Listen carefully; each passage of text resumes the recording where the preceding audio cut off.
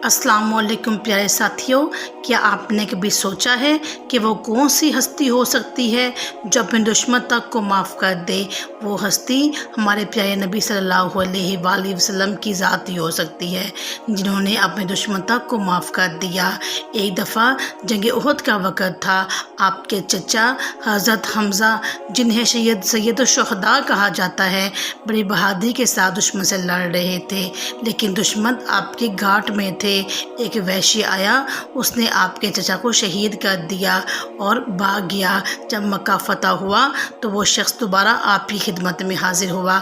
सहाबा कराम ने उसको पहचान लिया और जब वो नबी करीम सल्लल्लाहु अलैहि वसल्लम के पास आया और इस्लाम कबूल करने के लिए कहा तो आप सल्लल्लाहु अलैहि वसल्लम ने उसको माफ़ कर दिया और आपने फरमाया, अगर ये शख्स इस्लाम कबूल करता है तो इसे इस्लाम कबूल करने दो।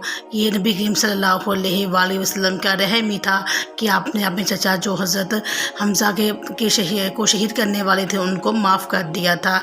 इसके बाद अबू सुफियान की बीवी हिंदा ने आप सल्लल्लाहु अलैहि वसल्लम के चचा के जिस्म के साथ बुरा सलूक किया और उनका कलेजा चबाया। जब मक्का फतह हुआ तो आपने उसको भी माफ़ कर दिया। ये आप सल्लल्लाहु अलैहि वसल्लम की रहमत थी जो सब पर मेहरबान थी।